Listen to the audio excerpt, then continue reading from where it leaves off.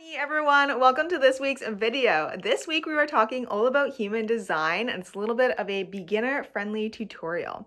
So we're going to be talking about the 5 different types of human design. So the 2 websites I recommend using if you've never done this before is jovianarchive.com and mybodygraph.com. On these websites you can get a completely free human design chart download, which will help you understand what your human design type is. So this is a beginner tutorial. If you want another video on telling you about what the human design chart means, what the different types are, such as your incarnation cross, your profile type, all that fun stuff, let me know in the comments down below and I'll be sure to do a part 2. Thank you so much, and as always, be sure to like, comment, and subscribe. Of different human designs. So we have manifestors, generators, manifesting generators, projectors, and reflectors. So I'm going to go through each one by one.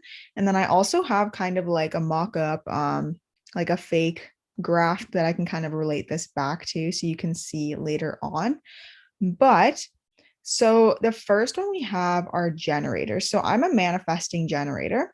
So if you're not sure which one you are, again, if you go to jovianarchive.com or you just pull up that graph that we did in the very beginning, it'll tell you right on there what your human design type is. So it'll say, that you're a generator, a manifesting generator, reflector, and then underneath it, it'll say, how they respond, how not to respond. So that's kind of your type. So I'll just go through each one. So the first one that we have are generators. So generators are often energetic, they're eager to respond to challenges, consistent energy source.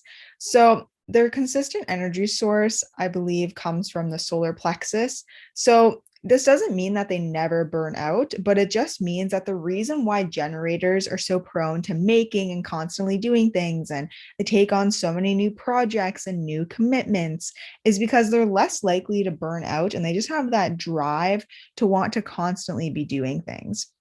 However, with the generators, they have to be careful with what projects they commit to and what things they decide to say yes to.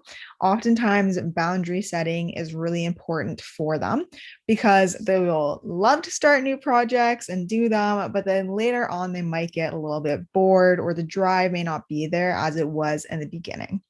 So 37% of the population are generators.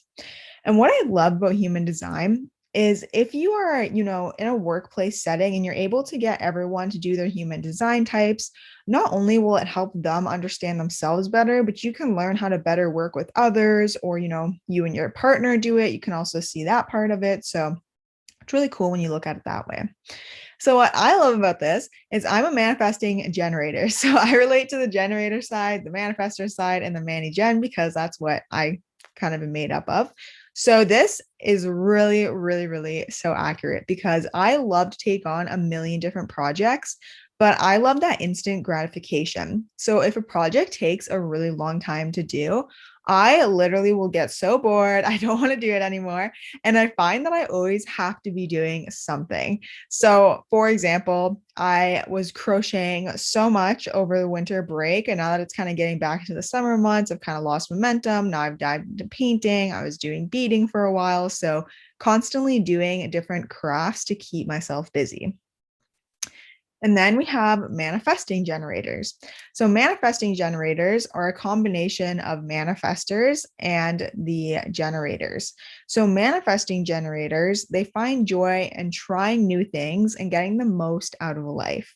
And I always say that they work smarter, not harder. And you'll hear me talk about this a lot. I've already talked about this a lot throughout the program. But essentially, they will find a way to get something done in the most quickest and concise way possible.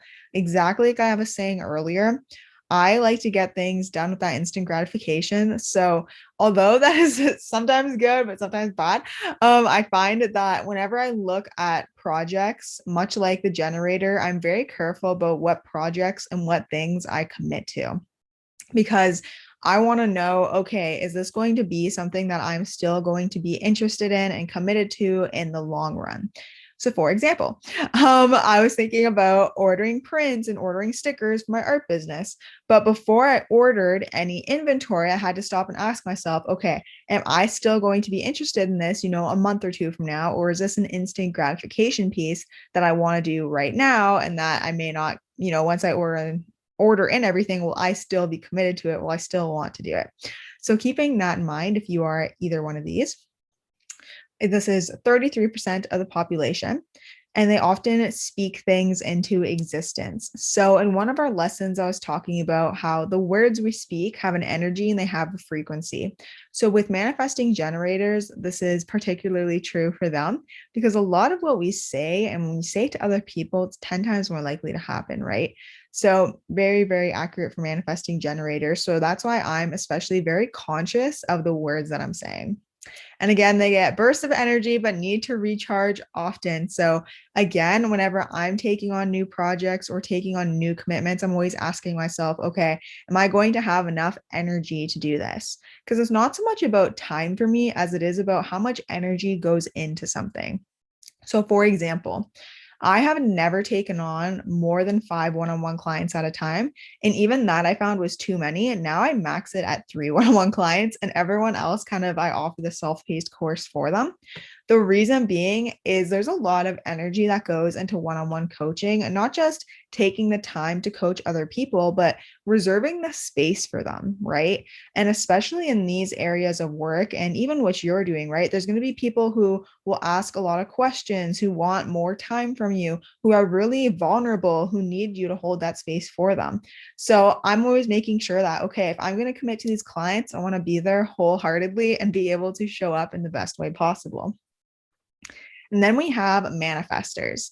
Manifestors are the trailblazers. They make up 10% of the population, and they are often happiest when they are either on their own, making a difference, doing projects that will make a big impact. And they thrive from the energy of other people as well. So they love it when other people are within that capacity. And they also speak things into existence. So, because I am a manifesting generator, I make up both of these. So, that's why not only manifestors, but manifesting generators also speak things into existence. They inform before acting, and they can get angry when they aren't communicating with others. So, what does inform before acting mean? So, for manifestors, they are people who just want to go ahead and do things. They don't want to have to stop and ask permission, make sure everything's okay before they do it. They don't like to, wait before submitting proposals. They just want it done right now. And oftentimes, when we talk about informing before acting, they don't when they're informing, they're not usually asking for permission. They're usually letting people around them get prepared for what they are about to do. And the reason why they can often get frustrated or get angry is because when they aren't communicating with those around them, it can kind of create a tidal wave of, their actions, and people are unsure of why they're doing things.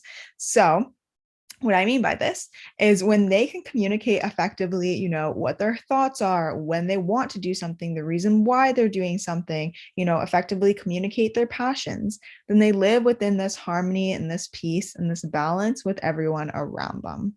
So, this isn't saying that manifestors are always angry. It's just saying that if they don't properly communicate, it can easily leave them frustrated. Next, we have projectors. So, projectors must use their energy wisely to live in alignment because if they don't carefully use their energy, they risk burnout in their daily lives.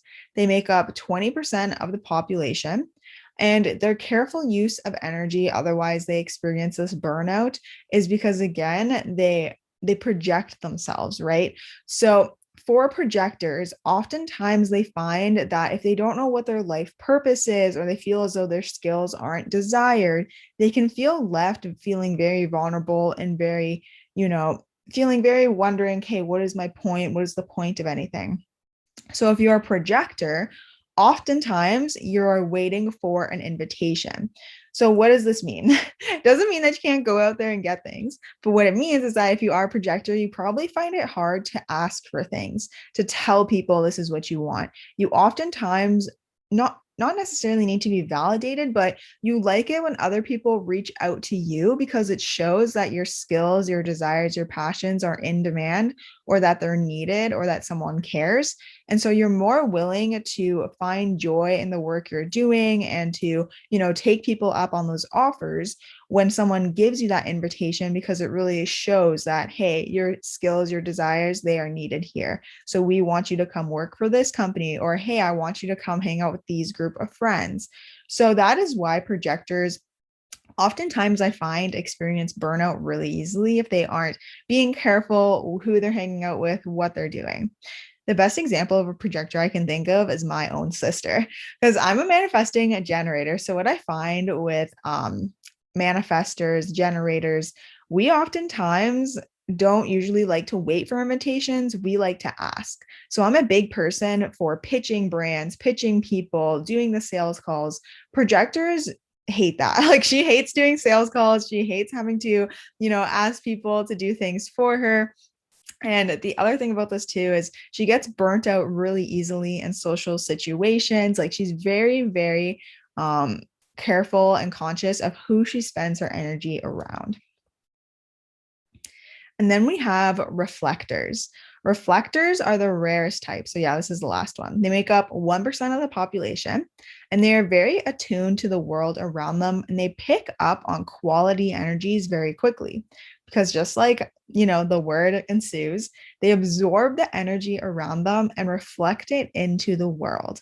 So if you're a reflector, oftentimes relying on those moon cycles, especially for reflectors, is super beneficial for them to live within that peace and harmony and within those cycles of the world. Because reflectors can pick up on energies so quickly, they can really notice, what's a quality energy, what's an energy that's not so good. They can read people really, really easily.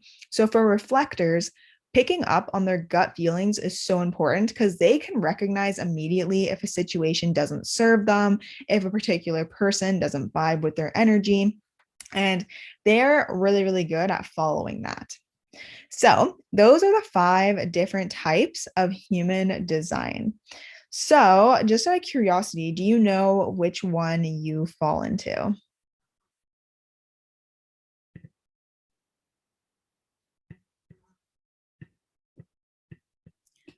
I have no idea. I have to, is it in the diagram? It should be. So, I'm going to pull up here. Because, a part of me is like, I feel like I don't want to say I'm all of these, but it's like there's little things of each one. I'm like, oh, I have no idea.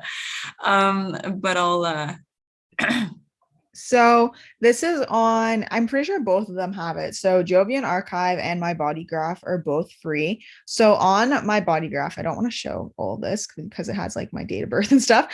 But in here, when you go to type, it says manifesting generator. And then I believe if you go to Jovian Archive, it'll also tell you right at the top if you're a manifesting generator, if you're a reflector, whichever one you are. I can pull up your file to see if that was in there, because depending on which part you screenshot as well, it's going to differ. Loading, loading, loading. My Wi-Fi has been so bad today. Whenever there's even a tiny cloud, it just freaks out. Oh, you're the same as me. Okay, you're a manifesting generator. okay. Okay. Cool. So that is probably why you're feeling as though, oh, several of those can apply to me, because not only can you relate to the manifester and the generator, that kind of makes up the manifesting generator. So of the 5, you kind of make up 3 of them. So that's why you Okay. relate to so many of